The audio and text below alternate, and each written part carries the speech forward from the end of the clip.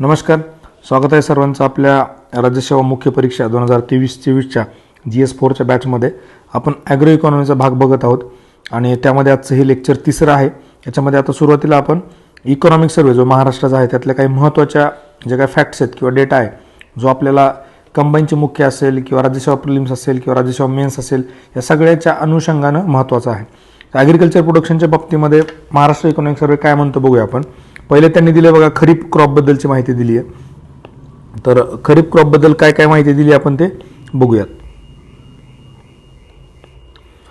During खरीप crop म्हणजे 2022-23ला काय झालं की जे काय खरीपच्या अंडर जेवढं काय म्हणतात त्याला पिकाची लागवड झाली तर ती लागवड आहे ना मागच्या वर्षीपेक्षा कमी आहे बघा. जवळपास सगळ्याच बाबतीमध्ये आपण जर खरीप बघितलं किंवा रबी बघितलं किंवा समर क्रॉप जरी बघितलं ना सगळ्या ठिकाणी एक इन जनरल दिसतंय की 2022-23मध्ये जी काय लागवड झाली आहे ती मागच्या वर्षीपेक्षा कमीच आहे. आता याच्यामध्ये पण अजून एक गोष्ट बघितली तर ऑइल सीड म्हणजे आपण तेलबिया जर बघितलं, तेलबिया हे एवढं वगळता बाकी सगळ्या ठिकाणी डिक्रीज झालेलं आहे म्हणजे कमी झालेलं आहे लागवडीखालील क्षेत्र. फक्त तेलबियाच्या बाबतीमध्ये ते वाढलेलं दिसतं, अदरवाईज सगळीकडे आपल्याला ते कमी दिसतं. पुढे बघा रबीचा जर आपण विचार केला तर तिथेही सेम तीच गोष्ट झालेली आहे बघा. आता आपलं किती आहे 57.74 लाख हेक्टर आहे. एवढे आकडे लक्षात ठेवण्याची गरज नाही आहे. हे 60पेक्षा कमी आहे एवढं लक्षात ठेवा. खरीपचं कमी झालं, रबीचं पण कमी झालं. आणि याच्यामध्ये जर विचार केला आपण तर बघा ऑइल सीड हे खरीपमध्ये पण वाढलं आणि ऑइल सीड हे रबीमध्ये पण याचं लागवडीखाली क्षेत्र वाढलं.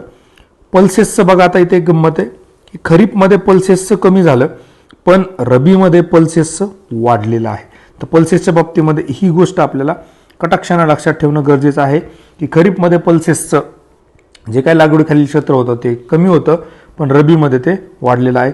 बाकी सगळ्या ठिकाणी काय आहे ते सिरियल्स असतील किंवा बाकीच्या ठिकाणी ते डिक्रीजच झालेलं आहे. समर क्रॉपमध्ये पण आपण जर विचार केला तर 4.17 लाख हेक्टर आणि आपलं टार्गेट किती होतं 4.21. तर इथे पण आपल्याला टार्गेटपेक्षा कमीच लागवडीखालील क्षेत्र बघायला मिळालं ज्याला आपण झेड क्रॉप्स म्हणतो किंवा समर क्रॉप्स म्हणतो. पुढे हॉर्टिकल्चरच्या बाबतीमध्ये बघूया आता. एरिया अंडर हॉर्टिकल्चर किती आहे 23.46 लाख हेक्टर. आधी किती होता 23.92. इथेही आपल्याला कमीच बघायला मिळतं बघा. हॉर्टिकल्चर कमी, समर क्रॉप कमी, रबी क्रॉप कमी, खरीप क्रॉप कमी. सगळ्या ठिकाणी लागवडीखालील क्षेत्र हे कमी झालं. कारण असं वाक्य डायरेक्टली एखादं पडू शकतं एक्झाममध्ये की 2022-23मध्ये लागवडीखालील क्षेत्र हे मागच्या वर्षीपेक्षा कमी आहे.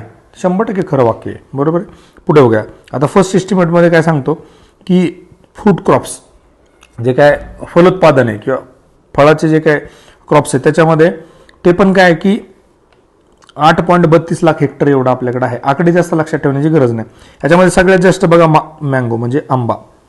आंब्याखालील क्षेत्र सगळ्यात जास्त जवळपास 1.64 लाख हेक्टर आपल्याकडे आंब्याचं लागवडीखालील क्षेत्र आहे. म्हणजे नंबर 1 कोण आहे तर आंबा आहे लागवडीखालील क्षेत्र पिकांमध्ये. आपण म्हणून त्याला फळांचा राजा म्हणतो आंबा, राईट. तर ते फळांचा राजा काय आहे तर त्याचं लागवडीखालील क्षेत्र पण महाराष्ट्रामध्ये जास्त आहे. त्याच्यानंतर जर आपण बघितलं तर डाळिंबाचं आहे, त्यानंतर द्राक्षांचं आहे, त्यानंतर मँडरीन ऑरेंज हे संत्र्यांचाच एक प्रकार आहे, केळीचं आहे, त्यानंतर मोसंबी आहे. आपण डिटेलमध्ये बघूया परत ते सिक्वेन्स पण आपण शेवटी येईलच. टोटल एरिया अंडर व्हेजिटेबल आता फळभाज्या ज्या आहेत भाजीपाला जो आहे तर व्हेजिटेबल्समध्ये 11.62 लाख हेक्टर. त्याच्यामध्ये नंबर 1ला कोण आहे तर कांदा आहे बघा. कांदा कसा लक्षात ठेवायचा 1 नंबरला. भाजीपाल्यामध्ये आपल्याला कांदे लागतात, टमाटे लागतात, हिरवी मिरची पण लागते. पण कांदा आपण जेवणासोबत पण खातो म्हणजे भाजीत पण कांदा आहे, जेवणासोबत पण कांदा. त्यामुळे सगळ्यात जास्त कशाच्या अंडर आहे तर ते कांद्याच्या, 2 नंबरला टमाट्याच्या आणि 3 नंबरला हिरवी मिरची. हिरवी मिरचीचं कसं आहे बऱ्याच लोकांना तिखट आवडत नाही, मला तिखट आवडत नाही. आपण काय करतो की हिरवी मिरचीचं प्रमाण कमी होतं. टमाटे असं होतं काय कोणी याला टमाटा आवडत नाही. जवळपास सगळ्याच भाज्यांमध्ये हॉटेलमध्ये जर तुम्ही गेला तर कांदे आणि टमाटे याचीच सगळी ग्रेव्ही असते. त्यामुळे ह्या दोनचं प्रमाण जास्त असणं साहजिकच आहे. 1 नंबरला आहे कांदे, 2 नंबरला टमाटे, 3 नंबरला हिरवी मिरची, राईट. पुढे बघा आपण ऑर्गॅनिक फार्मिंग याच्याबद्दल थोडीशी माहिती आपण आधी पण बघितलेली आहे. तर डिमांड फॉर ऑर्गॅनिक प्रोडक्ट ती वाढते आपल्या सगळ्यांना माहिती आहे. आणि याच्यामध्ये आपण एक बघितलं होतं की नंबर 1 कोण आहे तर नंबर 1ला तिथे आहे नंबर 1ला आहे MP आणि नंबर 2ला आहे महाराष्ट्र. तर state rank second in terms of organic farm production जवळपास आपला महाराष्ट्र 20% शेअर आहे ऑर्गॅनिक फार्मिंग इंडिया लेवलला. आणि नंबर 1ला कोण आहे तर मध्य प्रदेश आहे, नंबर 2ला कोण आहे तर महाराष्ट्र आहे. आणि याच्यासाठी काय केलेलं आहे, महाराष्ट्राचं एक स्टेट सीड कॉर्पोरेशन आहे आणि नॅशनलचं पण एक नॅशनल सीड कॉर्पोरेशन आहे. तर ह्या 2 PSU आहेत, त्या काय करतात, क्वालिटी सीड जे आहेत प्रोडक्शन आणि डिस्ट्रीब्युशन करत असतात. आता पुढे बघा, फर्टिलायझर आणि पेस्टिसाइडमध्ये use of fertiliser in Maharashtra. सगळ्यात जास्त महाराष्ट्रामध्ये युरिया खत, ज्याला आपण नायट्रोजन म्हणतो, नत्र 1 नंबरला आहे, त्याच्यानंतर फॉस्फेट आहे, त्यानंतर पोटॅश आहे, NPK हाच सिक्वेन्स आहे बघा. महाराष्ट्रामध्ये पण लक्षात ठेवायचं जर झालं तर सगळ्यात जास्त नत्र आहे, तर ते नायट्रोजन, पोटॅश आणि पलाश आणि पोटॅश, हे 3 NPK एवढं लक्षात ठेवा. इरिगेशनमध्ये बघा, आता the irrigated area in command area under jurisdiction water किती आहे, 43.38 लाख हेक्टर, 21-22 हा एरिया दिलेला आहे बघा. पर्सेंट पण समोर येईलच आपलं, जवळपास एक 17.9% मध्ये आपल्याकडे नेट इरिगेटेड एरिया महाराष्ट्रामध्ये. तर हे क्षेत्र थोडंसं लक्षात ठेवा, 43.38 लाख हेक्टर. आणि हे इकॉनॉमिक सर्व्हेमध्ये दिलेला आकडा आहे 21-22चा. पुढे बघा, आता नॅशनल फूड सिक्युरिटी ऍक्ट, हा पर गमतीशीर. नॅशनल फूड सिक्युरिटी मिशन जे 2007ला आपण बघितलं बघा, मिशन जे आहे ते 2007ला, आणि ऍक्ट जो आहे तो 2013चा. हे 2 गोष्टी लक्षात ठेवा. याच्यावर कायम तुम्हाला 1 ते 2 प्रश्न प्रत्येक परीक्षेमध्ये दिसतात, प्रिलिम्स असो किंवा मेन्स, कंबाईन असो किंवा राज्यसेवा असो. तर नॅशनल फूड सिक्युरिटी ऍक्ट बद्दलची थोडी बेसिक इन्फॉर्मेशन आपण बघूया. आता act signed in to law on September 2013 आणि रेट्रोएक्टिव्ह ऑन 5 जुलै 2013. इथे गंमत कशी आहे बघा, की माझा एक मित्र आहे, आता तो सर्व्हिसमध्ये, तर त्याचं लग्न झाल्यानंतर 6व्या महिन्यातच त्याला मुलगी झाली. आता गंमत अशी आहे की साधारणतः एक 9 महिने गेस्टेशन पिरियड असतो. याचाच अर्थ काय होता की लग्नाच्या आधीच ते कन्सिव्ह झालेलं होतं, आधी कन्सिव्ह झालं आणि मग लिगल किंवा आपण त्याला म्हणतो लिगल डॉक्युमेंटेशन किंवा मॅरेज म्हणा, ते नंतर झालं. तसंच या कायद्याच्या बाबतीमध्ये झालं की हा कायदा सुरू केलाय 5 जुलै 2013ला आणि याच्यावर सही किंवा याला लिगलाइज केलंय सप्टेंबर 2013ला. बघा, आता जुलैमध्ये का, कारण आपल्याला माहिती आहे की जून जुलैमध्ये एक आषाढ महिना असतो बघा, गावाकडे आखाडाचा महिना सुरू झाला. आषाढ महिन्यामध्ये उत्पन्न कमी झालेलं असतं, बऱ्यापैकी गोष्टींची थोडीशी अडचण असते, चणचण असते. मग त्या काळामध्ये खरी गरज असते अन्नधान्याची किंवा ह्या स्कीमची किंवा ह्या ऍक्टची. आणि त्यामुळे गव्हर्नमेंटनं काय केलं, त्यावेळेस काँग्रेस गव्हर्नमेंट होतं 13ला. गव्हर्नमेंट काय म्हणलं, आधी हा ऍक्ट लागू करू, लोकांपर्यंत हे धान्य आपण पोहोचू, बाकीच्या गोष्टी ज्या काय ऍक्ट तयार करणे, बिल पास करणे, ह्या सगळ्या गोष्टी चालत राहतील. त्यामुळे मग काय झालं, शेवटी सप्टेंबरमध्ये हा ऍक्ट पास झाला. पण लागू कधी झालाय तर हा 5 जुलैला लागू झाला बघा. आणि कशाच्या बेसिसवर केलाय हा, welfare based approach to right to food. Right to फूडसाठी हा ऍक्ट आणलेला आहे आणि हा शब्द तुम्ही एसेमध्ये वगैरे बऱ्याच ठिकाणी वापरू शकता. पुढे बघा, जवळपास 75% ग्रामीण जनता आणि 50% शहरी जनता याच्यामध्ये कव्हर होणार आहे. आणि टोटल मग ती किती होते, ती होते 67% कुटुंबांना. म्हणजे भारतातील 67% कुटुंबांना कव्हर करणार, हे स्टेटमेंट पडलेलं आहे. 67% कुटुंबांना कव्हर करणारा ऍक्ट कुठला आहे, नॅशनल फूड सिक्युरिटी ऍक्ट. आणि याच्यामध्ये काय करणार आहे, दर व्यक्ती मागे, याच्यावर पण प्रश्न येतो, दर व्यक्ती मागे 5 किलो आहे, फॅमिली नाही हा, दर व्यक्ती. म्हणजे एका कुटुंबामध्ये 5 लोक असेल, 5 25, तिथं 25 किलो त्यांना धान्य मिळेल. एकामध्ये 10 असतील तर ते 50 किलो मिळेल. तर दर व्यक्ती मागे 5 किलो धान्य कायदेशीर त्याला अधिकार मिळाला आहे मिळण्याचा. आणि त्याची किंमत कशी आहे बघा, तांदूळ, गहू आणि भरड धान्य. तांदूळ मिळणार 3 रुपये किलोनी, गहू मिळणार 2 रुपये किलोनी आणि भरड धान्य मिळणार 1 रुपये किलोनी. असं किती मिळणार, 5 किलो धान्य त्या व्यक्तीला मिळणार आहे बघा. 1 किलो जरी भेटलं, याचं 3 किलो दिलं तांदूळ, गहू 2 किलो दिलं आणि भरड धान्य 1 दाणं, तरी ते 5 होऊन जातं. किंमत पण यांची मिळून 5 होते. त्यामुळे 5 लक्षात ठेवायला पण आपल्याला सोपं जाईल, राईट. आता पुढे बघा, 1 नोव्हेंबर 2016 पासून या कायद्याची संपूर्ण देशात अंमलबजावणी होत आहे. 1 नोव्हेंबर 2016 पासून काय केलं, हा कायदा सर्वत्र लागू केला. आणि हा कायदा जे सस्टेनेबल डेव्हलपमेंट गोल नंबर 2 आहे आपलं, टू एंड हंगर, याला अनुसरून आहे. मग एखाद्या वेळेस आता हा प्रश्न शक्यतो MPSC मध्ये विचारत नाहीत, UPSCचा प्रश्न आहे, पण जर विचारला तर ते विचारतील की नॅशनल फूड सिक्युरिटी ऍक्टमुळे खालीलपैकी कुठल्या सस्टेनेबल डेव्हलपमेंट गोलच्या टार्गेट्सवर परिणाम पडू शकतो. तर त्यात हे लक्षात ठेवा, नंबर 2चं जे आहे टू एंड हंगर, हे 100% त्याच्यामध्ये येतं. पुढे बघा, याच्यामध्ये मध्यान्ह आहार योजना म्हणजे mid day meal scheme, ICDS असेल, ICDS, त्यानंतर मिड डे मील MDM, नंतर TPDS 97ची, ICDS 75ची आणि MDM जी 95ची आहे, तर ह्या सगळ्या योजना ह्या कायद्यामध्ये समाविष्ट आहेत. आणि अंत्योदय अन्न योजना, या योजनेतील लाभार्थ्यांना दर महिन्याला 35 किलो धान्य मिळण्याचा कायदेशीर अधिकार या कायद्यामुळे मिळाला. या कायद्यानं काय केलं, हे लिगलाइज केलं. 35 किलो धान्य अंत्योदय अन्न योजनेच्या अंडर जे मिळतं त्याला.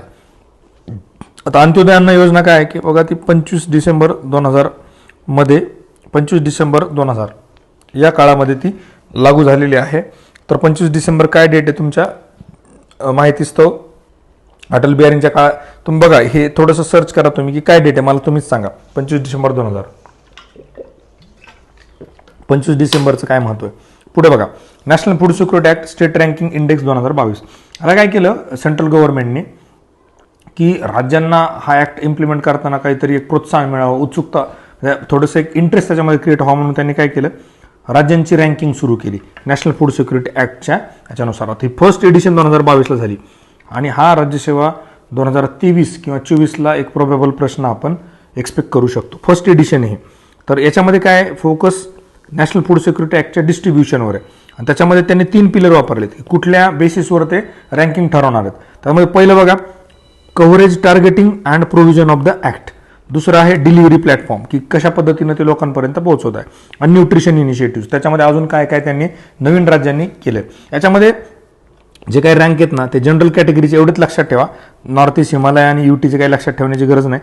याच्यामध्ये नंबर 1 जो आहे तो आहे ओडिसा, नंबर 2 आहे उत्तर प्रदेश, नंबर 3 आहे आंध्र प्रदेश, 1 आणि 3 मध्ये महाराष्ट्र कुठेच नाही, म्हणून 13 मध्ये महाराष्ट्र आला. महाराष्ट्र कशामध्ये आला, 13 मध्ये. कारण 1 मध्ये पण नाही, 3 मध्ये पण नाही, 1 आणि 3 झाले, इथे 13. तर महाराष्ट्राचा रँक किती याच्यामध्ये, 13. कशामध्ये, national food security act ranking जी 2022ला पहिल्यांदा सेंट्रल गव्हर्नमेंटनं आणली आहे त्याच्यानुसार. याचा डेटा कुठून घेतला आपण, तर PIB मधून घेतला. राईट, एवढंच लक्षात ठेवा, बाकी जास्त काही लक्षात ठेवण्याची गरज नाही. आता इकॉनॉमी सर्व्हे 2022-23 जो भारताचा आहे त्याच्याविषयीची आपण थोडीशी बेसिक माहिती जी आपल्याला परीक्षेला महत्त्वाची आहे ती आपण बघूयात. इंटरनॅशनल इयर ऑफ मिलेटवर एखादा प्रश्न 100% येणार म्हणजे येणार. तर आपल्या भारताच्या इकॉनॉमी सर्व्हेमध्ये काय काय माहिती दिली ते आपण बघूयात इंटरनॅशनल मिलेट इयरच्या अनुषंगाने.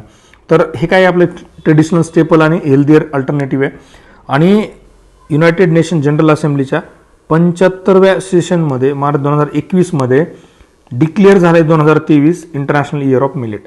आता ही फार गंमत आहे बघा, याचा जास्त काही संबंध नाही आहे की आपण अमृत महोत्सव सेलिब्रेट करतोय.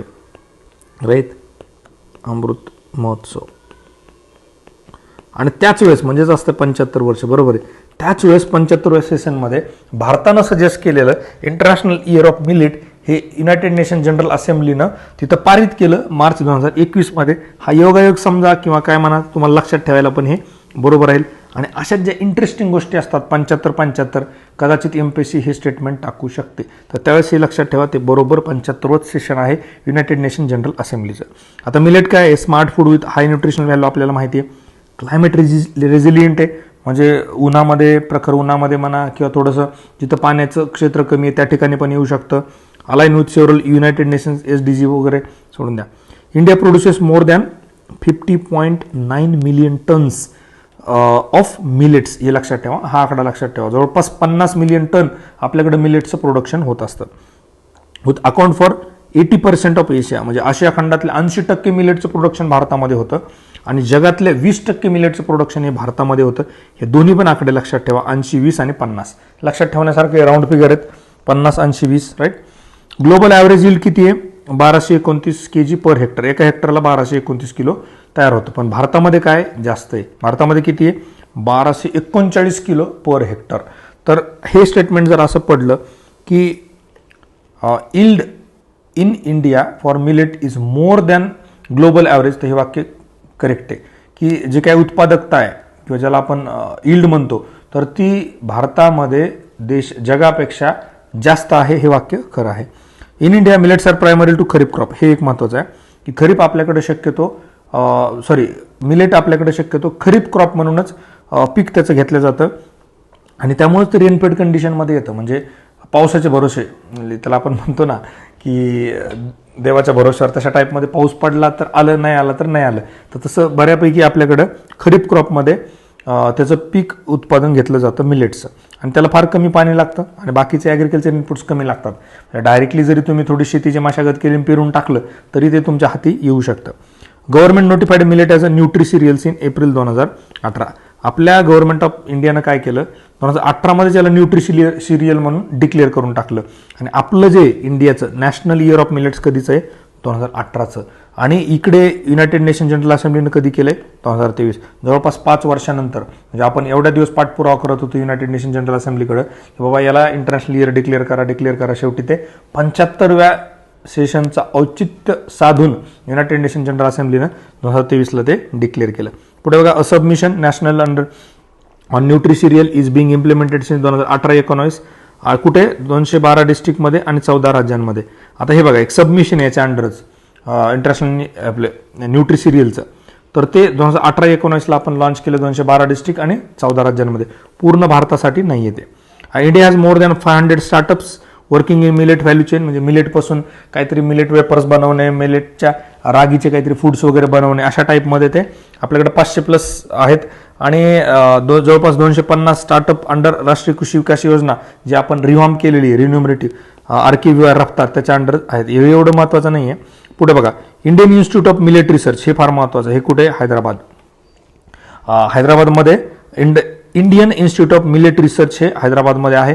हैदराबाद बघा तुम्ही, हा पण थोडासा रेनफेड एरिया आहे की तेलंगणाचा जो काय भाग आहे तिथे तेवढा काय खूप जास्त पाऊस नसतो आणि जास्त प्रोडक्शन तिथं मिलेटचं होऊ शकतं. त्यामुळं आपल्याला तसं लक्षात ठेवायला बरं पडेल की मिलेटचं कुठे? हैदराबादमध्ये. पुढे बघा, इकॉनॉमिक सर्वे ऑफ महाराष्ट्र, हा मिलेटबद्दल काय म्हणतो? तर इंटरनॅशनल इयर ऑफ मिलेट 2023 बद्दल महाराष्ट्र सर्वे काय म्हणतो? 2021-22 the area under this crop was किती होता? 23.07 लाख हेक्टर आणि प्रोडक्शन किती होतं? 22.69 लाख मिलियन टन आपल्याकडे प्रोडक्शन झालं होतं. आणि आपण महाराष्ट्र मिलेट मिशन एक लॉन्च केलेलं आहे. त्यानंतर मिलेट ऑफ द मंथ नावाची एक आपण इनिशिएटिव्ह घेतलेला आहे. त्यानंतर शेत तिथे पौष्टिक तृणधान्य नावाचं एक आपण परत इनिशिएटिव्ह मिलेटला थोडी प्रसिद्धी देण्यासाठी केलेला आहे. आणि तुम्ही बऱ्याच वेळेला बघितलं असेल बघा, तुमचे मित्र जे सर्व्हिसमध्ये आहेत त्यांच्या ऑफिसमध्ये दुपारच्या जेवणाच्या वेळेस बरेचसे मिलेटचे बाजऱ्याचे असेल किंवा बागी रागी असेल किंवा अजून भगर असेल, याचे वेगळे पदार्थ ते आणतात आणि त्याचे फोटो काढून तुम्हाला स्टेटसला बघायला मिळतात. तर ते गव्हर्नमेंटचं चालू आहे सगळं इंटरनॅशनल इयर सेलिब्रेट करणं मिलेटचं, राईट. पुढे बघा, आता हे इंटरनॅशनल इयर शक्यतो हे 7 सिस्टर्स म्हणतात याला, जे मिलेट्स आहेत. इथं 9 दिले आहेत आपण. आता सॉर्गम म्हणजे ज्वार पण त्याच्यामध्ये घेतलेले आहे. तर हे foxtail millet, finger millet, barnyard millet, brown top millet, little millet, kodo millet, pearl millet, हे एक प्रोसो मिलेट आहे. तर हे जवळपास एक 7 असे फेमस आहेत. म्हणजे तुम्ही जर कुठे डीमार्टमध्ये वगैरे जे काय मोठ्या मोठ्या व्हॅल्यू चेन्स आहेत, वॉलमार्ट, त्या ठिकाणी गेले तर तुम्हाला ते मिळतात. मी स्वतः सगळे घेतलेले आहेत, बघितलेले आहेत, ऑलमोस्ट यातले सगळेच खाल्लेले आहेत, राईट. त्यामुळे मला याचा थोडासा एक अंदाज आहे. 7 मिलेट आणि हे खूप हेल्दी असतात, खूप न्यूट्रिशियस असतात आणि याच्या रेसिपी वगैरे पण खूप सोप्या आहेत. तर हे तुम्ही पूर्ण ऑल इंडिया लेवलला कुठे कुठे काय काय होतं हे तुम्ही बघू शकता. हे काय आता मी एक्सप्लेन करत बसत नाही, म्हणजे परत ते वाचून दाखवणं होईल.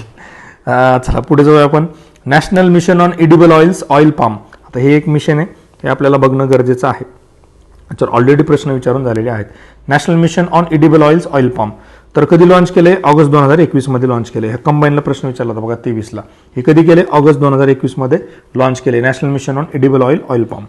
आणि ही सेंट्रली स्पॉन्सर्ड स्कीम आहे मिनिस्ट्री ऑफ ॲग्रिकल्चरची. बघा, मी तुम्हाला म्हटलं होतं की जे शेतातल्या गोष्टी होतात, आता हे एडिबल ऑइल वगैरे जे तर नॅशनल मिशन आहे त्याचं आपलं प्रोडक्शन वाढवायचं आहे. त्यामुळे हे कुठल्या मिनिस्ट्रीच्या अंडर आहे? तर ॲग्रिकल्चर मिनिस्ट्रीच्या अंडर आहे. आता त्याचं ऑब्जेक्टिव्ह काय? To raise domestic production of palm oil by 3 times, 3 पट आपल्याला उत्पन्न वाढवायचं आहे. आणि कुठंपर्यंत न्यायचं आहे? 11.20 लाख टन बाय 2026 पर्यंत, 26-27 आहे.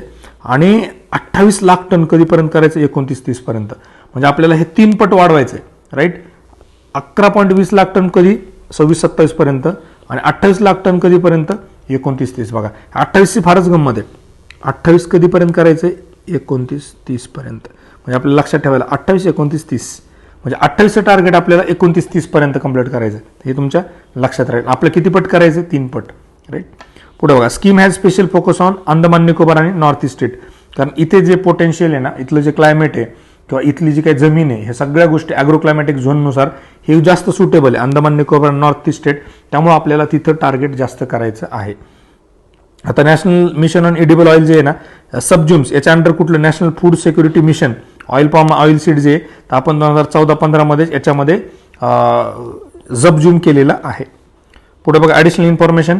इंडिया जगामध्ये जे काही देश वेगळं तेल इम्पोर्ट करतात त्याच्यामध्ये 1 नंबरला आहे इंडिया, 2 नंबरला आहे चायना, 3 नंबरला आहे US, बघा आपल्याकडे तेलाचं सगळ्यात जास्त इम्पोर्ट आपण करतो जगामध्ये, 1 नंबरला इंडिया आहे.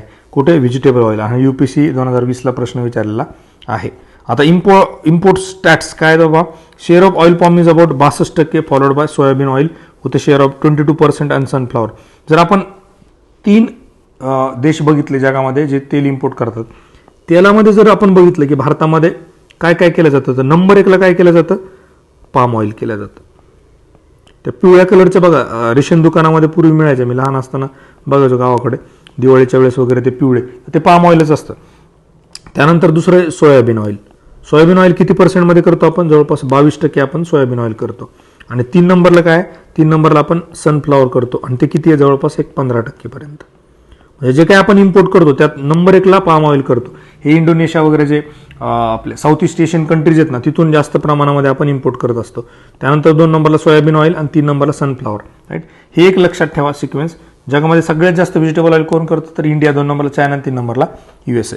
पुढे बघा, import growth in respect of edible oil during last decade is about 174%. म्हणजे आपलं प्रमाण खूप वाढलेलं आहे. तेलाचा इम्पोर्ट आपला खूप वाढलेला आहे. जवळपास 174% आपली ती ग्रोथ झालेली आहे. कशाची? इम्पोर्ट करण्याची. Per capita consumption is increase to 19.70 kg per person per annum at present. म्हणजे जवळपास एक माणूस 20 किलो तेल दरवर्षी आपल्या भारतामध्ये खात असतो.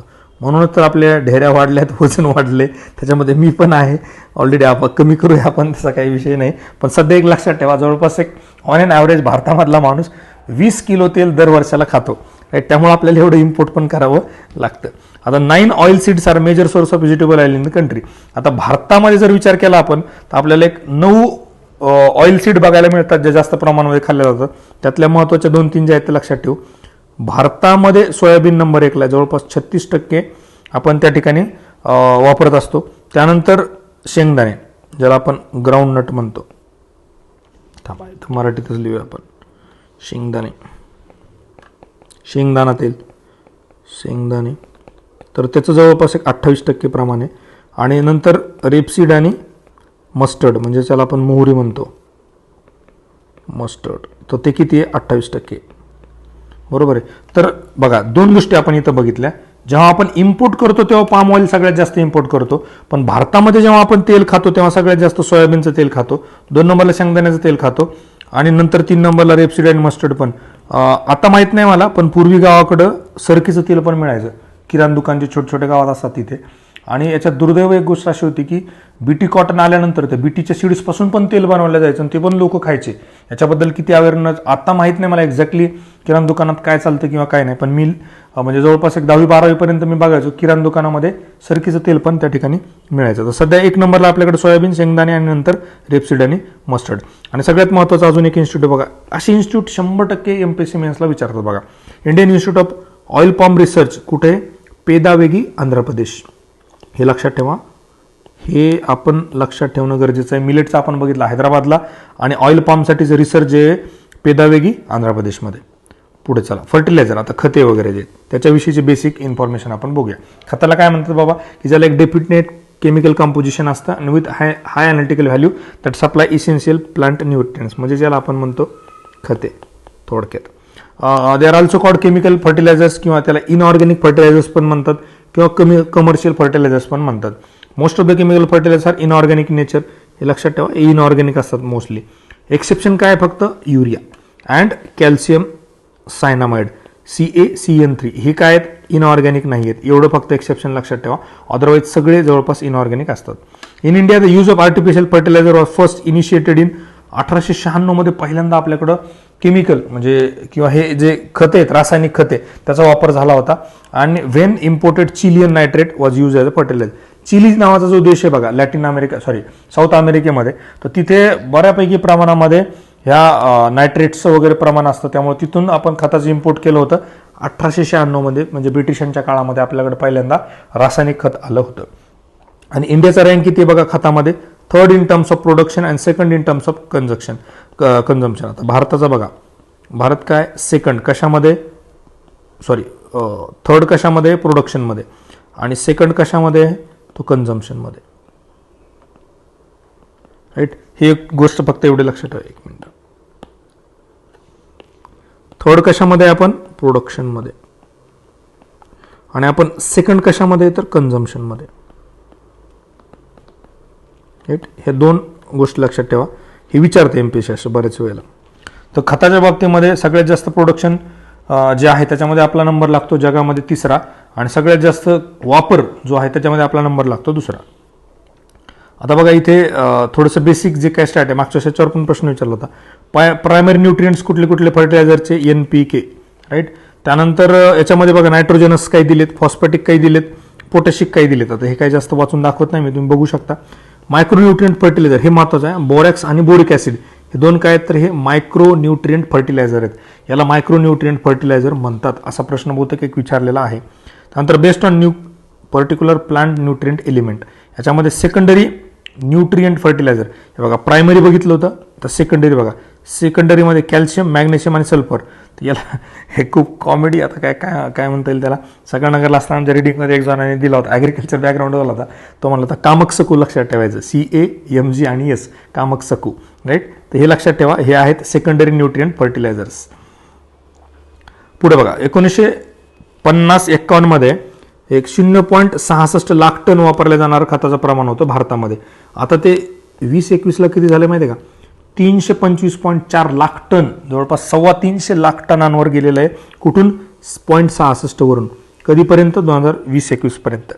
आणि हे 25.4 लाख टन याच्यापैकी जवळपास 184.5 लाख टन खताचं उत्पादन भारतात झालं, आणि उर्वरित जवळपास 108.5 लाख टन खताची आपल्याला आयात करावी लागली. म्हणजे जवळपास आपण किती 325 पैकी 100च्या आसपास आपण लाख टन आयात करतो. त्यात बघा पोटॅशियमयुक्त खतांचे उत्पादन अगदी नगण्य आहे, म्हणजे पोटॅशियमवाला अगदी नगण्य आहे. Thereby mostly depend on import. जवळपास 100% म्हणता येईल किंवा 99% म्हणता येईल आपल्याला पोटॅशियमचा आपल्याला इम्पोर्ट करावा लागतो. आणि एकूण खतामध्ये नायट्रोजनयुक्त खतांचा वापर जवळपास 63% होतं. सगळं गावाकडे एकच असतं, काही नाही झालं की लोक युरिया टाकतात. म्हणजे सरकीला हिरवा रंग आणायचा युरिया टाका, गव्हाला हिरवा रंग आणायचा युरिया टाका, किंवा काय पिकाची वाढ होत नाही युरिया टाका. त्यामुळे बऱ्यापैकी वेळेला तुम्हाला इथं युरियाचं जे किंवा नायट्रोजनचं जे 63% प्रमाण या ठिकाणी बघायला मिळतं. त्यामध्ये उत्पादन जवळपास 74% भारतामध्ये होतं नायट्रोजनचं, आणि आपल्याला आयात 52% करावी लागते. 52% युरिया जो आहे तो आपण आयात करतो, आणि उत्पादन आपल्याकडे 74% जवळपास होतं. पुढे बघा DAP, डायअमोनियम फॉस्फेट, आणि म्युरेट ऑफ पोटॅश, हे आता पोटॅशसाठी जे आहेत, हे अनुक्रमे NPK असलेली रासायनिक खते आपण वापरतोय. 2 DAP, यावर बघा DAPची बॅग आणली, DAP खत. तर हे बराचसा तुम्हाला याचा वापर गावाकडे होताना दिसतो. म्युरेट ऑफ पोटॅश, आता बहुतेक नाव बरेच चेंज झाले असतील कंपनींच्या. त्यावेळेस उज्ज्वलाचा एक हे आहे असायचा दाणेदार एकदम व्हाईट कलरचा युरिया. आता माहिती आहे DAPचे परत काय काय प्रकार झालेत, किंवा म्युरेट ऑफ पोटॅशचे काय झालेत, युरिया कशा प्रमाणात येतो. पुढे बघा सबसिडी, 70% सबसिडी नायट्रोजनयुक्त खतांवर खर्च होते. मग आपण बघितलं 63% काय करतो आपण, नायट्रोजनचा वापर करतो, आणि नायट्रोजनसाठी सबसिडी किती वापरली जाते, जवळपास 70%. म्हणजे मेजर चंक जो आहे तो नायट्रोजनचा. त्याचं कारण हे तुम्हाला मी सांगितलं ना, उडबस शेतकरी काय करतात, काही नाही झालं की युरिया टाकतात. त्यामुळे हे युरियाला सबसिडी पण जास्त द्यावी लागते, आणि त्याचा वापर पण जास्त प्रमाणामध्ये आहे. 2021-22 मध्ये भारताला 109.3 लाख टन खतांची आयात करावी लागली होती, due to Russian Ukraine war crisis. या क्रायसिसमुळे आपल्याला जास्त प्रमाणामध्ये त्या ठिकाणी आयात करावी लागली होती. युजली आपण किती 108.5 आहे ना, 109.3. राईट. पॉलिसीज ऑफ फर्टिलायझर, आता काय काय आहेत बघा. रिटेन्शन प्राइसिंग स्कीम आणली होती. कधी आणली होती? 1977ला. ह्याच्यामध्ये डिटेलमध्ये जास्त जाण्याची गरज नाही, फक्त इयर लक्षात ठेवा. जर विचारलंच तर रिटेन्शन प्राइसिंग स्कीम आणली होती खतांसाठी, तर ती आणली होती 1977ला. न्यू प्राइसिंग स्कीम आणली होती, तर त्याच्यामध्ये 3 फेजमध्ये आणली होती. फेज 1 2003-04ला, फेज 2 4-6ला, आणि फेज 3 जी आहे ते 6 पासून पुढे. तर ती आहे न्यू प्राइसिंग स्कीम 2003-04, एवढं लक्षात ठेवा. न्यूट्रिएंट बेस्ड सबसिडी पॉलिसी हे विचारतात. न्यूट्रिएंट बेस्ड सबसिडी पॉलिसी ही आणलेली आहे 2010ला. ही इयर लक्षात ठेवणं गरजेचं आहे, न्यूट्रिएंट बेस्ड सबसिडी पॉलिसी. त्यानंतर नीम कोटेड युरिया, ऑलरेडी UPSCने याच्यावर प्रश्न विचारून झाला, आणि मला वाटतं MPSC मेन्सला 2021ला एक याच्या रिलेटेड प्रश्न होता. नीम कोटेड युरियामध्ये 2015ला आपण आणलेलं आहे. नीम कोटेड युरियाची जी काय पॉलिसी आहे ती 2015मध्ये, आणि त्यानंतर न्यू युरिया पॉलिसी त्याचसोबतच आणली आपण, नीम कोटेड सोबत, ती पण आणली 2015मध्ये. तर नीम कोट काय आहे, तर neem coat at least 75% of the their urea production. जर एखादा एखादी कंपनी 100 युनिट जर युरियाचं प्रमाण युरिया प्रोडक्शन करत असेल, त्यातलं 75 युनिट त्यांना काय करावं लागतं, नीम कोटेड युरिया करावा लागतो. 25% नॉन नीम कोटेड असला तरी चालतो. तर जवळपास 75% त्यांना न्यू युरिया पॉलिसीनुसार काय करावा लागतो, तो नीम कोटेड करावा लागतो. The government of India approved a policy on promotion of city compost. बघा, सिटी कंपोस्टसाठी पण गव्हर्नमेंटने एक पॉलिसी अप्रूव्ह केली आहे. Notified by DOF in 2016, granting market development assistance of 1,500 रुपये for skilling up production and consumption of city compost. तर government 2016 लक्षात ठेवा, सिटी कंपोस्टसाठी 2016ला सेंट्रल गव्हर्नमेंटने एक स्कीम आणली होती. तिथे 1,500 रुपये दिले जातात स्केलिंगचं प्रोडक्शन आणि कन्झम्पशन ऑफ सिटी कंपोस्टसाठी. पुढे बघा, करंट अफेअर्समध्ये काय काय गोष्टी आल्यात ज्या आपल्याला जनरल सायन्समध्ये म्हणा किंवा प्रिलिम्सला किंवा मेन्सला पण विचारू शकतात. बर्कलँड आईड प्रोसेस नावाची एक प्रोसेस असते. Birkeland Eyde process was one of the competing industrial process in beginning the nitrogen based fertiliser production. बघा, ते आपल्याला बऱ्याच वेळेला एखाद्या अमोनिया कसा तयार करतात किंवा हे तसं नायट्रोजन बेस्ड खत तयार करण्यासाठी कुठली प्रोसेस वापरतात, तर Birkeland Eyde process. This process use to fix the atmospheric nitrogen into nitric acid. हे फॉर्म्युला पण लक्षात ठेवा. आता प्रिलिम्सला क्वेश्चन कॅन्सल केला तो, पण हे मेन्सला असं जर विचारलं तर नायट्रिक ॲसिडचं काय, HNO3. तर ॲटमॉस्फेरिक नायट्रोजनला जेव्हा नायट्रिक ॲसिडमध्ये कन्वर्ट करतात तर ती प्रोसेस असते बर्कलँड आईड प्रोसेस. पुढे बघा, Haber Bosch process is related to nitrogen fertiliser. कशाचे रिलेटेड जर असा डायरेक्टली प्रश्न विचारला तर तो नायट्रोजन फर्टिलायझर म्हणून आपल्याला तिथं उत्तर शोधावं लागेल. पुढे बघूया आपण, according to fertiliser association of India NPK ratio किती आहे आपल्याकडं, 8.2:3.2:1 इन 2011-12 मध्ये. आणि अगेन्स्ट आयडियल किती असतो बघा, NPKचा आयडियल असतो 4:2:1 आणि आपल्याकडे किती वापरला जातोय, 8.2, 3.2 आणि 1 असा आपल्याकडे वापरला जातो. Notwithstanding it small size and population compared to other state, Puducherry top chart with consumption of major fertiliser. सगळ्यात जास्त जर खतांचा वापर कोण करत असेल तर ते आहे पुदुचेरी, राईट. 2016 ते 2020च्या काळामध्ये, फॉलोड बाय तेलंगणा आणि पंजाब. राज्यांचा जर विचार केला तर आपल्याला इथे बघा, तुम्ही लिहितोच इथं, पुडुचेरी 2 नंबरला आपल्याला दिसतं, तेलंगणा 3 नंबरला दिसतं आपल्याला पंजाब. तर राज्यांचा जर विचार केला तर तेलंगणा आपल्याला 1 नंबरला दिसेल. इन जनरल भारतामध्ये UT कन्सिडर करून जर केलं तर पोंडिचेरी आणि 3 नंबरला जातं आपलं Punjab. Total fertiliser subsidies expected to reach a new high of 2.15 lakh crore. हे लक्षात ठेवा, आकडा एखाद्या वेळेस विचारू शकतात. 2.15 lakh crore in current fiscal year of 2022-23. म्हणजे खतासाठी आपण सेंट्रल गव्हर्नमेंट किती सबसिडी देतं तर जवळपास किंवा किती खर्च करतं तर 2.15 लाख करोड एवढा खर्च करंट फिस्कल इयरमध्ये आपल्याला या फक्त फर्टिलायझर सबसिडीसाठी होणार आहे. PM प्रणाम योजना आणली ते बघा, PM प्रणाम बजेट 2023-24 लेटेस्ट एकदम. तर कशासाठी आणली, to incentivise states and UTs to promote alternate fertilisers and balanced use of chemical fertiliser. थोडक्यात सांगायचं काय आहे की गव्हर्नमेंटला असं कळायला लागलं की सबसिडीवर खूप जास्त पैसा खर्च व्हायला लागला. गव्हर्नमेंट काय म्हणलं, याला काहीतरी अल्टरनेटिव्ह शोधा बाबा, शेणखत वापरा, कंपोस्ट वापरा, दुसरं काय करायचं तर करा, सिटी कंपोस्ट करा, पण याचं प्रमाण कमी करा. आणि मग त्याचं नाव दिले प्रणाम, PM प्रणाम योजना. हे लक्षात ठेवा. डायरेक्टली असं जर विचारलं की रिसेंटली बजेटमध्ये PM प्रणाम योजना आणली होती, ती कशा संदर्भात आहे, प्रणाम आपल्याला असं वाटेल की ओल्ड एज वेलफेअर वगैरे वाटेल, तर ती शेतीच्या रिलेटेड आहे. आणि ती कशासाठी आहे तर अल्टरनेट फर्टिलायझर आणि बॅलन्स यूज ऑफ केमिकल फर्टिलायझरसाठी सेंट्रल गव्हर्नमेंटनं बजेट 2023-24 मध्ये लॉन्च केलेली आहे. पुढे बघा, नॅनो युरिया. हा याच्यावर प्रश्न होता, नॅनो युरिया 2021ला. नॅनो युरिया म्हणजे लिक्विड. थोडक्यात काय आहे की युरियाचं जर पाणी केलं आणि आपण ते शेतामध्ये दिलं पाण्या थ्रू, तर त्याला आपण म्हणतो liquid urea. It is indigenous urea. आपण भारतानं पहिल्यांदा तयार केला आहे. हा इंट्रोड्यूस फर्स्टली बाय इफ्को नावाची कंपनी. इफ्को कधी स्थापन झालेली आहे, 1967ला स्थापन झाली. हे पण विचारू शकता जोड्या लावामध्ये. इकडे कंपनी देतील ॲग्रिकल्चर रिलेटेड आणि त्यांचं इस्टॅब्लिशमेंट इयर देतील. इफ्कोची स्थापना 1967ला झालेली आहे. आणि इफ्कोनं काय केलंय तर पहिला नॅनो युरिया आणला किंवा लिक्विड युरिया भारतामध्ये आणलेला आहे. आता त्याच्यामध्ये बघा, first liquid nano urea plant कुठं आला, कलोल, गुजरात. मला वाटतं करंटच्या लेक्चरमध्ये सांगितलं होतं तुम्हाला.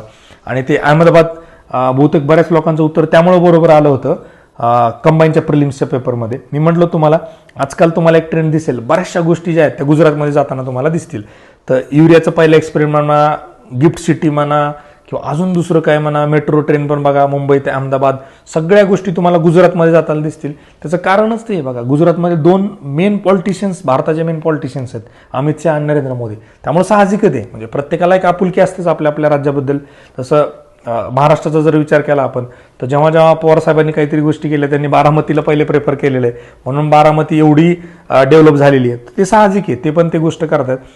इथं आपल्याला फायदा काय आहे की जेव्हा आपल्याला एखादा पर्याय इलिमिनेट करायचा आणि एखाद्या उत्तरापर्यंत पोहोचायचं, तेव्हा आपण ही गोष्ट लक्षात ठेवायची की रिसेंटली गुजरात एखादा ऑप्शन दिसतो का, गुजरातमधलं एखादं शहर ऑप्शनमध्ये दिसतं का, तर त्याला आपण इलिमिनेट जर करणार असू तर आपल्याला 100% माहीत पाहिजे की हे इथं नाहीये, अदरवाईज ते आहे असं समजूनच उत्तरापर्यंत जायला पाहिजे. पुढे बघा, हायर इफिशियन्सी असते जवळपास 85 ते 90%, आणि ऑब्व्हियसली डायरेक्ट मुळापर्यंत जाणार आहे ते, बरोबर. पाण्याच्या स्वरूपामध्ये पाण्यासोबत मिक्स होऊन युरिया झाडाच्या जिथं बुडापर्यंत जाईल तिथं जास्तीत जास्त ते झाडाला वापरता येईल.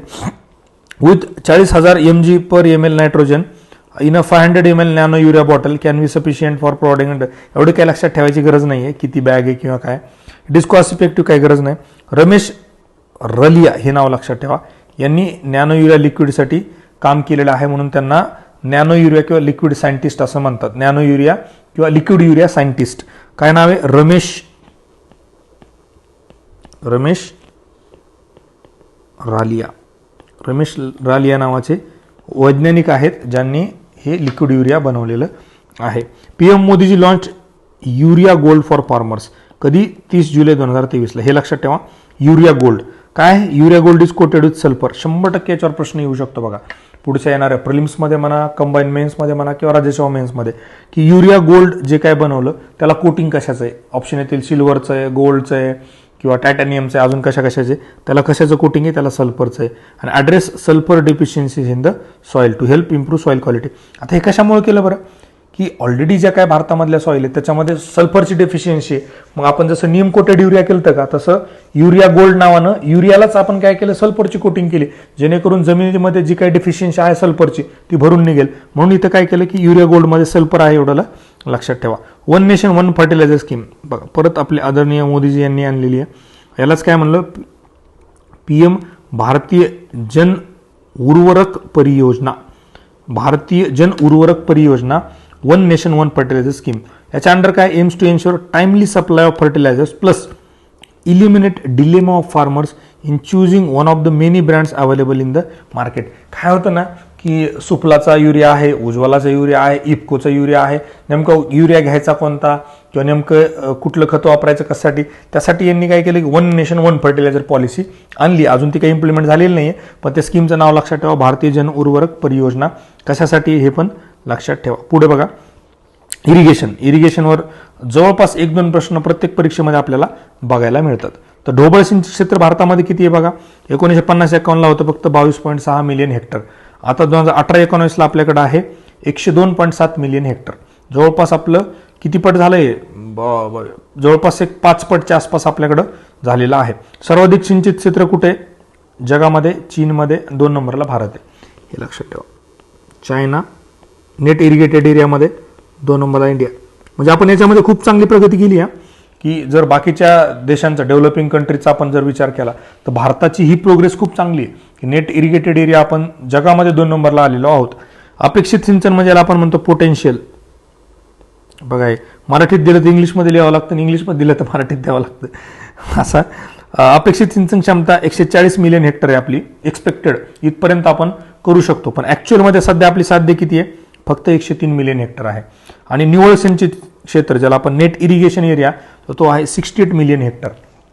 की आत्ता आपलं जे नेट इरिगेटेड एरिया जर किती आहे तर तो 68, आणि याला पर्सेंटमध्ये जर आपण बघितलं तो आहे 49% ऑफ नेट सोन एरिया हे इंडियाच्या बाबतीमध्ये आहे. आणि बजेट 2021चा हा डेटा आहे.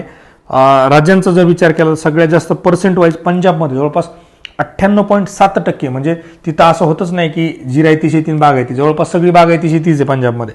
आणि महाराष्ट्राचा विचार केला तर हे फारच कमी आहे, 17.9%. महाराष्ट्राचा आकडा खूप जुना आहे, नवीन आकडा अजून आलेलाच नाही आहे.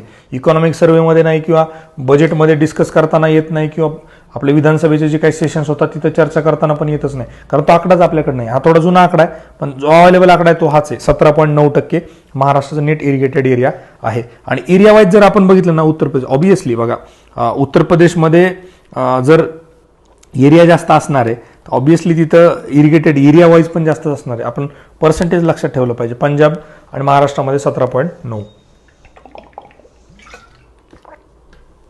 पुढे बघू आता जलसिंचन प्रकल्प विभाजन. आता हे जे प्रोजेक्ट आहेत ना याच्यावर प्रश्न ऑलरेडी विचारलेला आहे की लघु कशाला म्हणायचं 2000 हेक्टरपेक्षा कमीवाला, मध्यम कशाला म्हणायचं 2000 ते 10,000, 2000 ते 10,000, मोठे कशाला म्हणायचं 10,000 हेक्टरपेक्षा जास्त.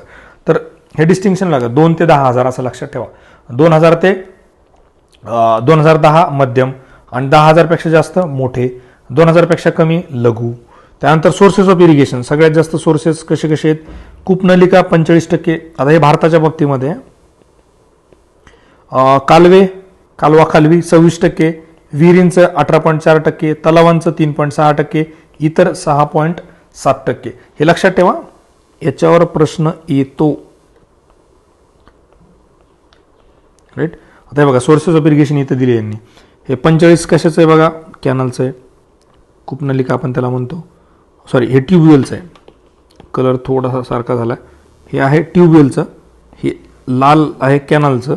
त्यानंतर हे दिसतं आपल्याला विहिरींचं 19%, टँक आपल्याला दिसतं बघा 3% आणि अदरचं जे आहे ते 60%. राईट. Sources of irrigation. पुढे बघा ॲग्री सेन्सस 2015-16. याच्यावर कायम ह्या डेटावर एखादा प्रश्न आपल्याला सगळीकडे बघायला मिळतो. काय सांगतो ॲग्रिकल्चर सेन्स 2015-16. आता झालाय पण त्याचा डेटा आपल्याकडे आलेला नाहीये. ग्राउंड वॉटर अकाउंट्स जवळपास more than 45% of the total irrigation in the country. म्हणजे आपण भारतामध्ये 100 युनिट जर जमिनीला पाणी देत असू आपल्या शेतीला तर त्यातलं 45% पेक्षा जास्त पाणी हे ग्राउंड वॉटर थ्रू आपल्याकडे येतं. म्हणजे कॅनलचं असेल, तलावांचं असेल, ते इरिगेशनसाठी कमी प्रमाणामध्ये वापरलं जातं. Other sources accounted for 6.7% at all India level. Canal main source of irrigation highest in Odisha. ओडिसामध्ये जवळपास 70% जे शेतीला पाणी दिलं जातं ते कॅनल थ्रू दिलं जातं. Wells are the sole source of irrigation in Andaman Nicobar. Andaman निकोबारमध्ये सगळ्यात जास्त विहिरींचं विहीर, कारण बघा अंदमान निकोबार आयलँड आहे, तिथे विहिरी खोदूनच पाणी दिलं जातं. समुद्राचं डायरेक्टली आपण देऊ शकत नाही. बघा हे थोडंसं सरप्राइजिंग आहे. ओडिसामध्ये गंगा नदी नसतानाही ओडिसामध्ये सगळ्यात जास्त कॅनलचा वापर होतो. मला असं वाटायचं किंवा आपल्याला इन जनरल वाटतं की बाबा उत्तर प्रदेश असेल, बिहार असेल, त्या साईडला कुठंतरी कॅनल असला पाहिजे, पण ओडिसा आहे जवळपास 70.4%. पुढे बघा स्टेटचा मॅक्झिमम सोन एरिया महाराष्ट्रामध्ये. बघा याच्यामध्ये महाराष्ट्र नंबर 1 आहे. कशामध्ये की नेट सोन एरिया देशामध्ये कुठल्या राज्याचा सगळ्यात जास्त आहे तर तो महाराष्ट्राचा आहे. स्टेट मॅक्झिमम नेट किंवा ग्रॉस इरिगेटेड एरिया जर आपण बघितला तर तो उत्तर प्रदेशचा आहे. नेट किंवा ग्रॉस इरिगेटेड एरिया तो उत्तर प्रदेशचा आहे, पण सोन एरिया आपला महाराष्ट्राचा आहे. क्रॉपिंग इंटेन्सिटी जर आपण बघितले is the ratio of gross cropped area to net sown area at all India level. Estimated किती आहे 1.36. आता 1.36 काय झालं बरं, 100 पाहिजे ना. आता काय होतं, एक जमिनीचं प्लॉट आहे फॉर एक्झाम्पल, मी काय करतो एका वर्षामध्ये याच्यामध्ये 3 पीक घेतो. बरोबर आहे. 3 पीक घेतल्यामुळे काय होतं की माझा एरिया जरी समजा 5 हेक्टर आहे तर ते at the end of the day म्हणजे मी जेव्हा 2 पिकं घेतो तेव्हा वर्षभरात मी किती जमिनीचा वापर केला, 10 हेक्टरचा केला. माझ्याकडे जमीन किती आहे 5 हेक्टर. तर तसं हे 1.36 आहे. म्हणजे 0.36 आपण ॲडिशनल वापरतो. राईट. जिथे जिथे इरिगेशन अवेलेबल आहे तिथं तिथं ते वापरता येतं. राईट. पुढे बघा irrigation area maximum in marginal farmers. Marginal farmer जे आहेत ना त्यांच्यामध्ये, कारण बिचाऱ्यांकडे शेती जमीन कमी असते, मग त्यांनी जर समजा फक्त खरीपमध्ये घेतलं, रब्बीमध्ये तशीच जमीन ठेवली तर काय उत्पन्न होणार आहे त्यांना किंवा काय पुरणार आहे, काहीच नाही. त्यामुळे छोटे छोटे शेतकरी काय करतात की बाबा पाऊस आला की पावसाळ्यातही शेतामध्ये काहीतरी पेरणार, हिवाळ्यामध्ये पण काहीतरी पेरणार, उन्हाळ्यामध्ये पण थोडंफार पाणी असेल तर टरबूज म्हणा किंवा बाकी काहीतरी करत राहणार. त्यामुळं नेट सोन इंटेन्सिटी जी आहे तर मार्जिनल फार्मरमध्ये जास्त आहे, जवळपास 53.7%. आणि ऑल फार्मर्सची किती आहे तर 48.73%. महाराष्ट्र स्पेसिफिक बघा सिंचनाचे प्रमाण 17.9%. मी तुम्हाला सांगितलं होतं. हा खूप जुना आकडा आहे पण त्याच्यानंतर लेटेस्ट आपल्याला अवेलेबल नाही. महाराष्ट्राची साध्य म्हणजे जी अचिव्ड आहे 2022 अखेर किती आपण 5.4 मिलियन हेक्टर. आणि राज्यात सर्वात जास्त सिंचित कशापासून मिळतं आपल्याला, विहिरीपासून. जवळपास महाराष्ट्रामध्ये जे काय पाणी दिलं जातं शेतीसाठी त्यात 65% विहिरीद्वारे दिले जातं. पुढे बघा वेगवर्धित सिंचित लाभ कार्यक्रम असलेटेड इरिगेशन बेनिफिट प्रोग्राम ही जी स्कीम आहे याच्यावर ऑलरेडी प्रश्न विचारलेला आहे, UPSCला विचारला होता 2014ला. अपूर्ण सिंचन प्रकल्प पूर्ण करण्यासाठी राज्यांना आर्थिक मदत, हे फार महत्वाचं आहे, हे लक्षात ठेवा. असलरेटेड इरिगेशन बेनिफिट प्रोग्राम जर याच्यावर प्रश्न आला आणि वाक्य जर आलं की नवीन प्रकल्पांची निर्मिती करणे, तर ते चुकीचं आहे.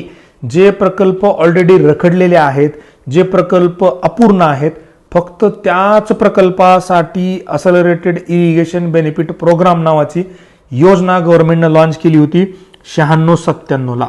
हे इयर पण लक्षात ठेवा, 96-97. उद्देश काय बाबा? सिंचन क्षेत्रात वाढ करणे, सिंचनातील असमतोल दूर करणे. लक्ष्य काय तर 10.1 मिलियन हेक्टर वाढ करायची आणि आतापर्यंत आपल्याकडे साध्य किती झालं? 8.6 मिलियन हेक्टर. सध्या पीएम कृषी सिंचन योजनेचा भाग याला करून टाकलेला आहे, असलरेटेड इरिगेशन बेनिफिट प्रोग्राम. पण आपल्याला माहिती आहे एमपीसीला जुन्या स्कीमवर प्रश्न विचारण्याची खूपच आवड आहे, राईट. त्यानंतर पुढची स्कीम बघा, command area development and waste management programme 74-75 ला आलेला आहे. 2004 पासून नवीन नाव दिले त्याला, CADWM, राईट. एवढं लक्षात ठेवा, फक्त नाव दिले 2004. आत्ता मला वाटतं 22लाच एक प्रश्न विचारला होता की स्कीमचं नाव कधी चेंज केलं, ते पण इयर विचारलं, त्यामुळे आपल्याला ते पण लक्षात ठेवणं गरजेचं आहे. स्कीम लॉन्च केली 74-75 ला, नाव बदलले 2004 ला. आणि उद्देश काय होतं? मध्यम आणि मोठ्या प्रकल्पातील साध्य सिंचन क्षमता व प्रत्यक्ष सिंचन क्षमता यातील तफावत भरून काढणे. म्हणजे फॉर एक्झाम्पल आपण म्हणतो ना की बाबा एक विद्यार्थी खूप हुशार आहे, त्याचं पोटेन्शियल काय आहे, तर त्याला मराठी इंग्लिश ग्रामरमध्ये 80 मार्क पडू शकतात. पडले किती? 60च पडले. हा 20चा जो गॅप आहे तो भरून काढण्यासाठी काय करावं लागतं? त्याला एखादी परत बॅच घ्यावं लागते, एखादी टेस्ट सिरीज लावावं लागते, एखादं पर्सनल मेंटरिंग करावी लागते. तर तसं आहे हे मध्यम आणि मोठ्यामधला साध्य आणि प्रत्यक्ष ह्यामधला जो काय गॅप आहे तो गॅप भरून काढण्यासाठी काय केलं? Command area development and waste management programme गव्हर्नमेंटनं लॉन्च केला. याच्यामध्ये छोटे कालवे काढणे, पाण्याचा निचरा करणे, जमिनीची फेररचना करणे यासारखे कार्य या ठिकाणी केले जातात. पुढचे बघा, मायक्रो इरिगेशन स्कीम कधी? जानेवारी 2006 ला लॉन्च केली मायक्रो इरिगेशन स्कीम. आणि याच्यामध्ये काय? तुषार आणि ठिबक सिंचनचा वापर करून जलवापर कार्यक्षमता वाढवणे, water use efficiency. Water use efficiency म्हणजे काय हो की आपण समजा जमिनीला एक 10 लिटर पाणी दिलं, त्यातलं जमिनीला किती वापरलं गेलं? 5 लिटर. 5 लिटरचं तर अपव्यय झाला ना. मग आपल्याला एक गोष्ट करायची की 10,000 लिटर दिलं ना, कमीत कमी 9 लिटर तरी ते वापरलं गेलं पाहिजे. त्याला आपण म्हणतो इफिशियन्सी. आणि ती वाढवण्यासाठी आपण काय केलं? मायक्रो इरिगेशन स्कीम आणली. आणि आपल्याला माहिती आहे ठिबक आणि तुषार सिंचनमध्ये जवळपास 30 ते 50% वॉटर यूज इफिशियन्सी वाढते. प्रधानमंत्री कृषी सिंचन योजना आता लॉन्च केली नरेंद्र मोदी यांनी. काय? 2014-15 आणलेली आहे. याचं ध्येय काय? हर खेत को पाणी. हे लक्षात ठेवा. टार्गेट काय, कंपोनंट्स काय आहेत, या दोन गोष्टींमध्ये कन्फ्यूज होऊ नका. याचं ध्येय काय? हर खेत को पाणी. जसं मोदींनी म्हटलं की प्रत्येक माणसाला घर, प्रत्येक माणसाला जेवण, प्रत्येक माणसाला रेशन कार्ड, प्रत्येक माणसाला वन नेशन, तसं प्रत्येक शेताला पाणी, हर खेत को पाणी. हे काय? प्रधानमंत्री कृषी सिंचन योजनेचं ध्येय आहे. कधी लॉन्च केले? 14-15 पासून. त्याचे कंपोनंट्स काय आहेत हे फार महत्वाचं आहे. AIBP असलरेटेड इरिगेशन बेनिफिट प्रोग्राम, आणि हे तर मिनिस्ट्री अंडर मिनिस्ट्री ऑफ जलशक्ती. आता ह्या मिनिस्ट्री पण लक्षात ठेवा. एमपीएससी जास्त प्रश्न विचारत नाही, पण एमपीएससीनं जर यूपीएससी कडून काय घेण्याचा प्रयत्न केला तर याच्यावर प्रश्न येऊ शकतो. पुढे बघा, IWDP ministry of rural development आहे. त्यानंतर ऑन फार्म वॉटर मॅनेजमेंट हे ministry of agriculture. On farm मी म्हटलं ना, शेतात जर काही होत असेल तर ती मी असते ministry of agriculture. Per drop more crop, परत मिनिस्ट्री ऑफ ॲग्रिकल्चर. ड्रॉप कुठं पडतोय? शेतात पडतोय. मिनिस्ट्री कुठली आहे? ॲग्रिकल्चरची. ऑन फॉर्म शेतामधल्या पाण्याचं मॅनेजमेंट, मिनिस्ट्री कुठली आहे? ॲग्रिकल्चर. इथं डेव्हलपमेंट आलं, मिनिस्ट्री कुठली आहे? Rural development. इथे AIBP आहे, असलरेटेड इरिगेशन बेनिफिट प्रोग्राम आहे, मिनिस्ट्री ऑफ कुठली आहे? जलशक्ती आहे, राईट. पुढे जाऊया आपण, मृदा व जल संवर्धन, वॉटर कन्झर्वेशन. तर याच्यामध्ये बघा आता सॉईल वॉटर कन्झर्वेशनमध्ये पहिलं बघा इंटिग्रेटेड वॉटरशेड मॅनेजमेंट प्रोग्राम. हा कधी आलाय? तो बघा आता हा आलाय 9-10 ला. आणि याचं पूर्वीचं काय होतं? सर्वंकष पाणलोट प्रबंधन कार्यक्रम होता 83-84चा. तो नंतर 2009-10 ला काय केला? इंटिग्रेटेड वॉटरशेड मॅनेजमेंट प्रोग्राम केला. उद्दिष्ट काय बाबा? जमिनीचा जलस्रोत उंचावणे, पावसाचे पाणी जिरवणे, बांध खड्डे खोदणे, पाणी अडवा पाणी जिरवा. मी लहान असताना खूप मन चालायची. पावसाचे पाणी जिरवणे, वृक्षारोपण करणे, वृक्ष संवर्धन करणे, मृदेची धूप राखणे, जे काही आपण याची धूप होत असते मृदेची ती राखण्यासाठी. उपाययोजना काय काय त्याच्यामध्ये? ड्रॉट प्रोन एरिया प्रोग्राम कधी आलाय? 73-74 ला. डेझर्ट डेव्हलपमेंट प्रोग्राम कधी आलाय? 77-78 ला. इंटिग्रेटेड वॉटरशेड डेव्हलपमेंट प्रोग्राम कधी आलाय? 89-90 ला. हे याचे काय उपाययोजना? कारण आपण याला काय म्हणतो? कंपोनंट्स म्हणतो. कशाचे आहेत बाबा? इंटिग्रेटेड वॉटरशेड डेव्हलपमेंट प्रोग्राम जो 2009-10 आला. याच्यामध्ये काय काय सबज्यूम केलं त्यांनी. ड्रॉट प्रोन एरिया 73-74चा बघा, 72चा दुष्काळ सगळ्यात मोठा पडला होता. त्याच्यानंतर दुष्काळासाठी एखादा प्रोग्राम येणं हे खूप लॉजिकल आहे. त्यामुळे ही डेट लक्षात ठेवताना ड्रॉट प्रोन एरिया प्रोग्राम आपल्याला 73-74ची लक्षात येईल. आणि विशेष म्हणजे आमच्या गावामध्ये एक तलाव केलेला होता. तिथे वडिलांनी त्यावेळेस मुकादम म्हणून काम केलेलं आहे. 72च्या दुष्काळानंतर जेव्हा 73-74मध्ये ह्या ड्रॉटप्रोन एरियाच्या अंडर जे काही शेततळे बांधले गेले होते, गावातले तळे बांधले गेले त्याविषयीचा आहे. तर ही डेट तुमच्या लक्षात राहील यासाठी ही गोष्ट सांगितली. Desert development programme 1977-78. त्यानंतर इंटिग्रेटेड वॉटरशेड डेव्हलपमेंट प्रोग्राम 1990. पुढे बघा, निरांचल 2014 ते 20 साठी ही स्कीम आणलेली आहे. वर्ल्ड बँक म्हणजे जागतिक बँकेच्या मदतीनं निरांचल ही आपण स्कीम आणलेली आहे. ही कुठे कुठे बघा, फक्त 9 राज्यांमध्ये, हे लक्षात ठेवा. याच्यामध्ये राजस्थान आपल्याला बघायला मिळेल, याच्यामध्ये आपल्याला गुजरात बघायला मिळेल, याच्यामध्ये आपल्याला महाराष्ट्र बघायला मिळेल, याच्यामध्ये आपल्याला मध्य प्रदेश बघायला मिळेल, याच्यामध्ये आपल्याला याच्यामध्ये आपल्याला कुठलं राज्य बघायला मिळेल तर आपल्याला झारखंड बघायला मिळेल, याच्यामध्ये आपल्याला ओडिसा बघायला मिळेल, याच्यामध्ये आपल्याला आंध्र प्रदेश बघायला मिळेल, याच्यामध्ये आपल्याला तेलंगणा बघायला मिळेल, याच्यामध्ये आपल्याला छत्तीसगड बघायला मिळेल. तर असे विविध 9 राज्य आपल्याला या स्कीमच्या अंडर, निरांचलच्या अंडर आपल्याला बघायला मिळतील. आणि याचा शेअर कसा आहे, world bank, central government, state government 40-40-20 हा शेअर पण लक्षात ठेवा. याच्यावर पण प्रश्न येऊ शकतो. याचा उद्देश काय आहे, एकात्मिक पाणलोट प्रबंधन कार्यसाठी तांत्रिक सहाय्य व कॅपॅसिटी बिल्डिंग. बघा, टेक्निकल असिस्टन्स ज्याला आपण म्हणतो, टेक्निकल असिस्टन्स आणि कॅपॅसिटी बिल्डिंग ह्या 2 मेजर गोष्टींसाठी ही निरांचल नावाची स्कीम काम करते. 14 ते 20 साठी ही आली होती वर्ल्ड बँकेच्या सहाय्याने. पुढे बघा, जलयुक्त शिवार अभियान. जलयुक्त शिवार अभियान 2014 पासून चालू केलं. याच्यावर ऑलरेडी एक प्रश्न विचारून झाला, बऱ्याच जणांचा चुकला होता. 2019 पर्यंत टंचाई मुक्त महाराष्ट्र करणे हे याचा एक उद्देश आहे. आता याच्या अंडर काय काय करतं तर दरवर्षी 5,000 गावांना टंचाई मुक्त करणे. उद्देश काय ते लक्षात ठेवा आणि उद्देश मिळवण्यासाठी काय करावं लागतं ते गोष्ट लक्षात ठेवा. उद्देश काय, बाबा मला क्लास 1 अधिकारी व्हायचं, मग त्यासाठी मी काय करतो तर मी सकाळी 6 वाजता जाऊन रिडिंगला बसतो, मी संध्याकाळी किंवा रात्री 10 वाजेपर्यंत रिडिंगमध्ये बसतो. तर काय उद्देश आहे आणि त्यासाठी मी काय करतो. उद्देश आहे 19 पर्यंत टंचाई मुक्त महाराष्ट्र करणे आणि ते साध्य करण्यासाठी दरवर्षी काय 5,000 गावांना टंचाई मुक्त करण्याचं टार्गेट या ठिकाणी आहे. पावसाचे पाणी शिवारात अडवणे, पाण्याचा शाश्वत वापर करणे, सिंचन क्षेत्रात वाढ करणे, पतपुरवठा योजनांचे पुनर्जीवन, पाणी पुरवठा असेल, पत झाले चुकून, योजनांचे पुनर्जीवन. महाराष्ट्रातील मागील त्याला शेततळे याच्यावर पण प्रश्न ऑलरेडी विचारून झालाय. फेब्रुवारी 2016 आली होती मागील त्याला शेततळे. मी म्हणलं मला शेततळे पाहिजे तर घ्या शेततळे. लाभार्थी लघु व सीमांत शेतकरी कोण आहेत लाभार्थी, मोठे नाहीत बरं. आणि शेतकऱ्यांचा गट, धारण क्षेत्र किती पाहिजे 0.6 हेक्टर. आपण बघितलं होतं 1 हेक्टर म्हणजे 2.5 एकर असतं, तर धारण क्षेत्र किती पाहिजे 0.6 हेक्टर. 0.6 हेक्टर आपण परत एका कुठल्या तरी स्कीमसाठी बघितलं होतं, राईट, आठवतंय का तुम्हाला. त्यानंतर सबसिडी किती आहे, 50,000 सबसिडी बघा शेततळ्याला. एक शेततळं तुम्हाला बांधायचं त्याला 50,000 रुपयाची सबसिडी मिळते. जवळपास मला वाटतं 3-4 लाख रुपये काहीतरी खर्च येत असेल एक शेततळ्याला, पन्नी वगैरे टाकून सगळ्या गोष्टी करून. पुढे बघा, जलसंधारण योजना, वेगळे नावं देशामध्ये कुठे कुठे कुठले राज्यांनी काय दिलेत. त्याच्यामध्ये पाणी बचाव पैसा कमाव पंजाबनं नाव दिले, पैसे कमाव पंजाब. मुख्यमंत्री जल स्वावलंबन अभियान राजस्थान, मुख्यमंत्री हा शब्द राजस्थानमध्ये वापरतात बघा. कपिलधारा विहीर योजना मध्य प्रदेश कपिलधारा. त्यानंतर मिशन काकतिया तर हे आहे तेलंगणाचं. त्यानंतर नीरू चेतू योजना आंध्र प्रदेश, हे नीरू म्हणजे पाणी असता, नीरू चेतू योजना आंध्र प्रदेश. हे नाव लक्षात ठेवा, एखाद्या याच्यावर पण जोडायला हवा, प्रश्न येऊ शकतो किंवा डायरेक्टली याच्यावर पण प्रश्न येऊ शकतो. पुढे बघा, जलयुक्त शिवार अभियान. जलयुक्त शिवार अभियान 2.0 हे कधीपासून, जानेवारी 2023 पासून लागू केलं. आणि हे कशासाठी, हे फार महत्त्वाचं आहे. इकॉनॉमिक सर्व्हेमधलं डायरेक्ट डेटा आहे. To carry out soil and water conservation works in the villages where first phase of Jalyukt Shivar as well as watershed development programme were not implemented. म्हणजे ज्या ठिकाणी जलयुक्त शिवार पहिल्या फेजमध्ये पोहोचू शकलं नव्हतं किंवा ज्या ठिकाणी वॉटरशेड डेव्हलपमेंट प्रोग्राम पोहोचू शकला नव्हता त्या ठिकाणांसाठी जलयुक्त शिवार अभियान 2.0 जानेवारी 2023 मध्ये सुरू करण्यात आलं. पुढे आपण बघूया. आता मला वाटतं इथेच थांबूया, आज राहिलेलं आपण पुढच्या लेक्चरमध्ये कव्हर करूया, राईट. थँक्यू.